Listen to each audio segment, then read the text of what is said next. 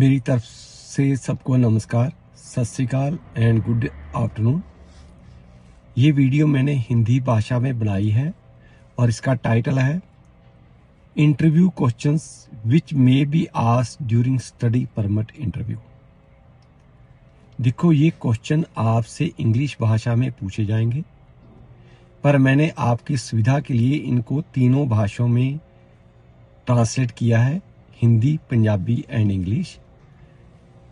हर एक लड़के लड़की की प्रोफाइल अलग अलग होती है और उन्होंने अपना जो एप्लीकेशन फॉर्म भरा है स्टडी परमिट का अपने एजेंट के थ्रू, उसमें ये सब बातें अंकित हैं। उनको ध्यान से उसको पढ़ लेना चाहिए, स्टेटमेंट ऑफ पर्पस को ध्यान से पढ़ लेना चाहिए ताकि उनको किसी तरह की परेशानी ना हो। ये बात मैंने आपको पहले बता देता हूँ कि ये इंटरव्यू रिकॉर्डेड होती है। पहले 3 क्वेश्चन हर एक लड़के या लड़की से पूछे जाते हैं, इसलिए कि जो पीछे उनको मॉनिटर कर रहा है उसको ये मालूम पड़ जाए कि ये कैंडिडेट कौन है, इसका नाम क्या है, पासपोर्ट नंबर क्या है और उसकी फोटो आईडी कहाँ है। तो 1 बाय 1 मैं आपको बताऊंगा। आंसर आपको आने चाहिए, आपका एजेंट आपको गाइड कर सकता है। फिर भी यदि आपको कोई परेशानी होगी तो हमारे पटियाला ऑफिस से आप संपर्क कर सकते हो, आपकी वो हेल्प करेंगे। पहला क्वेश्चन है आपका नाम क्या है। दूसरा क्या है कि आपकी फोटो आईडी दिखा सकते हो। तीसरा है आपने किस तरह की एप्लीकेशन, वीजा के लिए एप्लीकेशन लगाई है, ऑफ कोर्स स्टडी परमिट के लगाई है। नंबर 4, क्या आप कभी पहले कनाडा गए थे। यहाँ मैं आपको बताना चाहूँगा कि बहुत सारे स्टूडेंट होते हैं, जैसे अमेरिका के लोग हैं या इधर और यूके के लोग हैं, वो अपने बच्चों को बचपन में ही कनाडा में घुमाने फिराने के लिए ले आते हैं, तो उस टाइम पर उनकी वहाँ पे एंट्री होती है। ये क्वेश्चन इसलिए पूछा जाता है। 5वां क्वेश्चन है कि आप बहुत सारे देश जो इंटरनेशनल स्टूडेंट ले रहे हैं, आपने कनाडा को ही क्यों चुना है। नंबर 6, आपने कनाडा में जो स्टडी परमिट के एप्लीकेशन लगाने से पहले किस किस फैक्टर को कंसिडर किया है। देखो, हम जब कोई भी चीज़ फाइंड आउट करते हैं तो भारत से कनाडा की दूरी कितनी है, फ्लाइट की टिकट कितनी है, ट्यूशन फी कितनी है, 1 साल की या पूरे कोर्स की इतनी ट्यूशन फी है, जीआईसी कितने की है, फिर आपको क्या काम करने की परमिशन है या नहीं है, यदि आपका कोर्स कंप्लीट हो चुका है तो क्या आप कनाडा में पक्के तौर पे रह सकते हो, नहीं रह सकते हो, ये बातें आपको कंसिडर करनी पड़ेंगी। नंबर 7, आपकी इंटरव्यू के लिए टाइमिंग किसने फिक्सअप किया था। होता क्या है कि वहां सभी लिख देते हैं कि मैं एप्लीकेशन खुद लगा रहा हूं, पर जबकि काम पीछे एजेंट कर रहा होता है। अब वो जानना चाहते हैं कि अपॉइंटमेंट आपने खुद ने बुक की है या आपके एजेंट ने बुक की है। नंबर 6, आप कनाडा के बारे में क्या सोचते हो। देखो भाई, मैं आपको सबको बताता हूं कि जो पहले स्टूडेंट आए हैं, देखो 5 देश में अभी स्टूडेंट जा रहे हैं, पर सबसे ज्यादा हंगामा कहाँ होता है, कनाडा में होता है। होता क्या है, जैसे हम लोग इन्वायरमेंटल फी पे करते हैं कनाडा में कि यहाँ वातावरण को साफ सुथरा रखा जाए, पर अपने जो स्टूडेंट या वर्क परमिट होल्डर आते हैं वो क्या करते हैं, या पूरी रात दिवाली पटाखे चलाते रहते हैं। यहाँ पे रात को 10 बजे के बाद ऊंची साउंड करना अलाउड नहीं है, कार का हॉर्न बजाने अलाउड नहीं है अनटिल अनलेस आपको कोई इमरजेंसी ना हो। यहाँ जब तक लड़के लड़कियां हॉर्न का बटन दबा नहीं देते उनको चैन नहीं आता है। यहाँ पे शीशे डाउन करके आप ऊंचा म्यूजिक सिस्टम नहीं चला सकते हो क्योंकि दूसरे डिस्टर्ब होते हैं। फटी हुई पैंटें लोग यहाँ नहीं पहनते हैं, इसलिए कि उसका सेक्स ट्रेड वर्कर की चिन्ह है वो।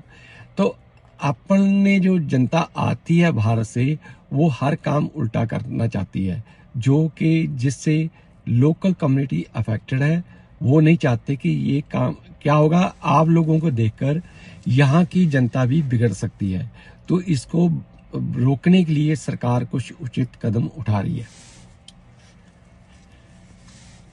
नंबर 7, क्या आप ड्यूरिंग पढ़ाई पढ़ाई के दौरान आप कनेडियन सिस्टम को फॉलो करोगे या नहीं करोगे।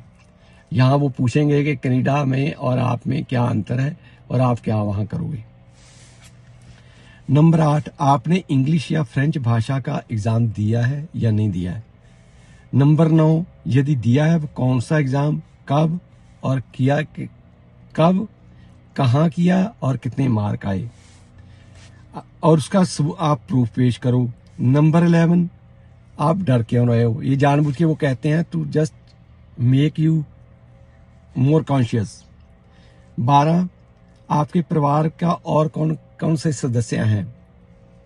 नंबर 13, क्या आपका और कोई परिवारक मेंबर कनाडा में है या नहीं है, यदि है कहाँ रहता है, उसका फ़ोन नंबर क्या है, उसका सिम नंबर क्या है, उसकी ईमेल आईडी क्या है।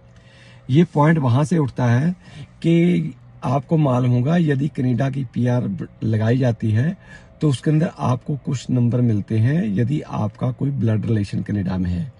ये बात वहाँ से पूछी जाती है। नंबर 14, आप कनाडा में कहाँ रहोगे, मीन्स आप कहाँ पढ़ाई करना चाहते हो। नंबर 15, जो आप कनाडा में पढ़ाई करने जा रहे हो उसके ऊपर जो खर्चा आ रहा है वो कौन पे करेगा। यदि करेगा तो उसके पास प्रूफ क्या है आपके पास कि आपको बैंक फाइनेंस कर रहा है, आपके पेरेंट है तो क्या उनकी इनकी इनकम है या नहीं है। देखो पहले तो क्या होता था, 1 साल का कोर्स लिया तो सिर्फ वो 1 साल का ही खर्चा देखते थे।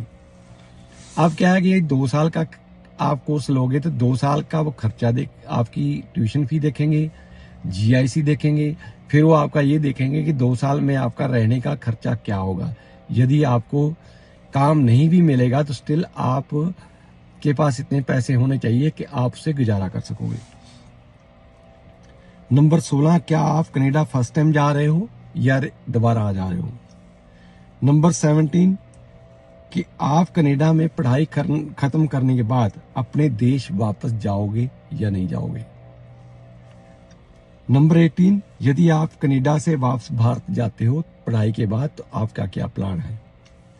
नंबर 19, आप कनाडा में कितना टाइम रहने का प्रोग्राम लेकर आ रहे हो, मीन्स आपको मालूम होना चाहिए।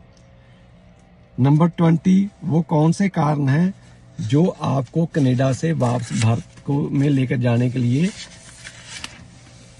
आप कंसिडर करोगे। नंबर 21, क्या आप कनाडा जाने के लिए अपनी एयर टिकट खरीद चुके हो या नहीं। यदि है तो कौन सी एयरलाइन और कौन सी डेट को फ्लाइट है।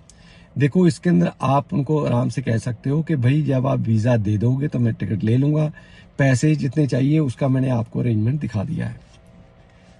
नंबर 22, आप कनाडा कौन सी पढ़ाई के लिए जाना चाहते हो। ये क्वेश्चन दूसरी बार आया देखो जानबूझ के। 23, कनाडा में जो आपने पढ़ाई सोची है वो आपके पहले किए हुए पढ़ाई से रिलेवेंट कैसे है। 24, आपने यही कोर्स क्यों चुना है। देखो इसमें ये बात क्यों आई है, जो आप कनाडा में पढ़ाई करने आ रहे हो या तो आपकी पहले की हुई पढ़ाई से रिलेवेंट हो या जो यदि आप वहाँ जॉब कर रहे हो उसके साथ रिलेवेंट हो। ये क्वेश्चन वहाँ से निकाला गया है। नंबर 25, आप किसी कॉलेज, यूनिवर्सिटी या शहर को क्यों पसंद करते हो। जैसे मैं आपको पहले निवेदन कर चुका हूं कि देखो ब्रिटिश कोलंबिया में वैंकूवर लोअर मेनलैंड जिसमें सरी भी आता है, इसी तरह ओंटारियो में ब्रैम्पटन है जो ओवर क्राउडेड है, बड़ा एक्सपेंसिव है। आपको यहाँ 2 जगह पे एजुकेशनल इंस्टीट्यूशन में ऑप्ट नहीं करना चाहिए। आप और अल्बर्टा में चले जाओ, सस्कैचुअन में चले जाओ, मनीटोबा में चले जाओ, अटलांटिक में चले जाओ, वहाँ खर्चा भी कम होगा, पक्के भी जल्दी होंगे, नौकरी भी जल्दी मिलेगी। नंबर 26, वो कौन कौन से फैक्टर हैं जिसके लिए आपने इसी कॉलेज या यूनिवर्सिटी को चुना है। नंबर 27, आपको कहाँ कहाँ से फाइनेंशियल हेल्प मिल सकती है। मैं आपको किसी यूनिवर्सिटी ने स्कॉलरशिप दी है या कॉलेज ने किसी को स्कॉलरशिप दी है। नंबर 28, आप अपने देश में ही अगलेरी पढ़ाई क्यों नहीं करने जा रहे। देखो जो पढ़ाई करने के लिए आप कनाडा आ रहे हो तो पढ़ाई इंडिया में भी अवेलेबल है, तो वहाँ आपने क्यों नहीं की है। नंबर 29, यदि कनाडा पहुंच के आपके पास पैसे खत्म हो गए तो आप क्या करोगे? नंबर 30, आपकी एजुकेशनल बैकग्राउंड क्या है? नंबर 31, आप यदि कोई काम करते हो उसका क्या एक्सपीरियंस है? नंबर 32, आपने किस फील्ड में कितना टाइम काम किया है? नंबर 33, आपने कितने साल टोटल एजुकेशन हासिल की है? नंबर 34, क्या आपके पास मार्कशीट है तो आप दिखाइए। 35, क्या आपके पास आईलेट पीटी का रिजल्ट स्लिप है या नहीं है? 36, कॉलेज और यूनिवर्सिटी की फीस भरी है या नहीं, इसका आपके पास क्या प्रूफ है? 37, क्या आपने जीआईसी करवाई है इफ एप्लीकेबल, यदि कराई है तो आपके पास प्रूफ क्या है? 38, पुलिस वेरिफिकेशन सर्टिफिकेट चाहिए जो लगभग 6 महीने के लिए वैलिड होना चाहिए। 39, फीस पेड और नॉट, जीआईसी पेड और नॉट। देखिए, ये एक क्वेश्चन को हमने निकाल के दिया है फ्रॉम वेरियस सोर्सेस। आप इनकी तैयारी करके जाओ। प्लस मैं आपको साफ सुथरा बताता हूं कि आप एक प्लेन पेपर के ऊपर लिख लो आपकी डेट ऑफ बर्थ क्या है, मैट्रिक कौन से साल में की है, 10+2 कौन से साल में की है, इसके अलावा कोई एजुकेशन किया है वो लिख लो। फिर आप उसके अंदर ये लिखो यदि काम किया है तो कहाँ किया है, कितना टाइम किया है, कितने साल का वर्क एक्सपीरियंस है। यदि आपने फीस पे किया उसकी रिसिप्ट लेकर जाओ।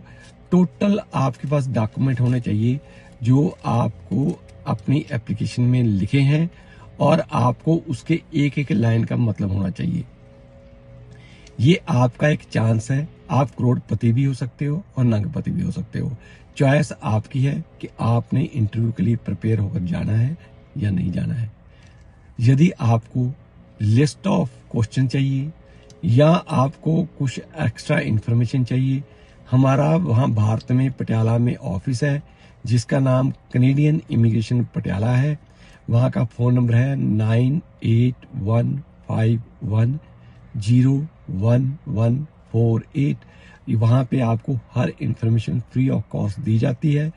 आप सुबह 10 से लेकर शाम को 4 बजे तक फ़ोन पे कोई भी इंफॉर्मेशन ले सकते हो। Thank you very much, stay connected with us.